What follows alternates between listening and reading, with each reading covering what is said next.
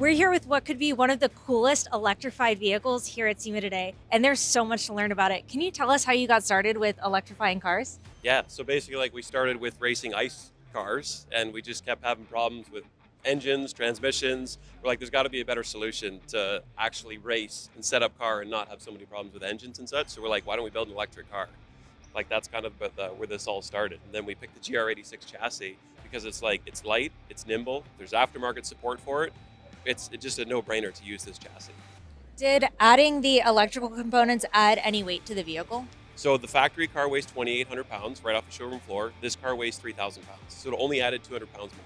Yeah, that's not bad. And I see that you guys were able to distribute the weight a little bit too from the front to the back. Does that help the driving at all? Absolutely. So the target weight for this was 45% front, 55 rear. So it acts like a mid-engine sports car. Can you give us a rundown on everything that's going on with the electrical system? Like Yeah. how much power can we expect out of it? So right now we have the car tuned for 330 horsepower, 350 foot-pounds of torque. The motor is capable of doing 500 horsepower, 500 foot-pounds, but right now we have the inverter limiting it to that. So up front, it's an AC chilled system that cools the battery with an 800 volt compressor. The battery is an 800 volt system. And in the back, we have a dry sump oil system for cooling the motor and for oiling the motor too. Has it been as reliable as you hoped it was, leaving internal combustion engines behind? So we haven't track tested it yet. It goes from here to PRI, then to Olin's to shake it on their shaker rig to develop the suspension, which I can't wait to see. They're going to shake the crap out of this thing. I heard you guys have an insane, like top of the line fire suppressant and safety system on this thing too. Can you tell us a little bit about that? Yeah, so we work really closely with Lifeline, and they're the ones that work with all the big names like Formula E. And we wanted to do an industry first. We wanted the fire suppression system to be plumbed through the battery pack. So nobody's ever done this before. It just made sense for us. It's like battery safety is the biggest concern with EV vehicles. So like, why don't we take it the next level up? Plumb it through the battery. It won't stop a thermal runaway, but it gives the driver more time to get out. Makes it safer just for everybody, for the marshals, the track. It's just a no-brainer when we came up with it. Do you think this is something that the automotive industry is going to kind of follow in your footsteps about? Because I feel like when you talk to people about electric vehicles, that's the number one thing you hear is their fear of their battery catching on fire. And if you come up with a solution, I feel like you could see a lot of automotive manufacturers kind of tiptoeing after that. Yeah, absolutely. When we talk to track owners, and we're working very closely with NASA, their biggest concern was like, there's no safety around a battery. If it catches fire, it'll burn for a week. And one track we talked to, they're like, yeah, if you have a Tesla or a Mach-E, you had to sign a waiver that we can put a forklift through your car and dunk it in the swimming pool if it catches fire. So it's like, that's not really a good approach. We want to wheel-to-wheel race this thing, but you can't. You can take your Tesla, do some lapping days, some time attack, but you can't like rub doors with somebody in any series. So we're like, we want to change that. And that's why we came up with all the safety in this car.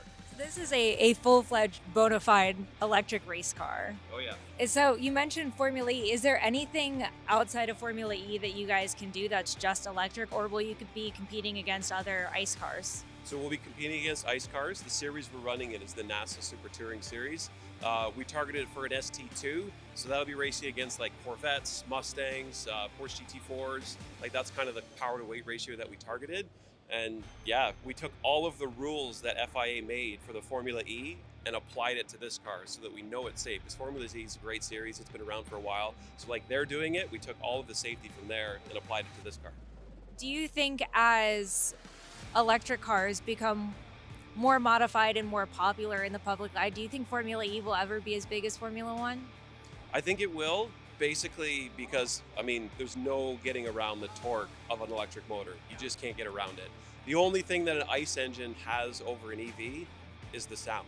Like, I'll be the first to admit it, a V8 sounds way better than an electric car. But I mean, our gearbox is straight cut gears. So you'll hear this thing. It will scream around the track. It's not going to be quiet. That's pretty cool. Do you mind if we take a look inside? Absolutely.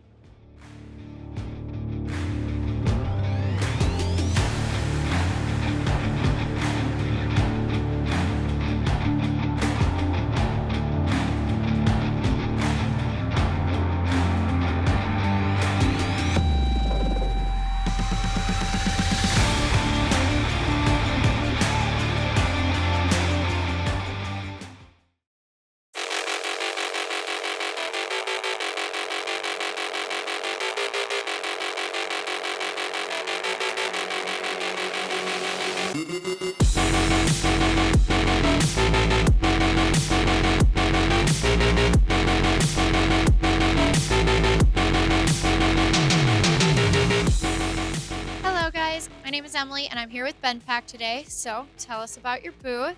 Hey, I'm Dave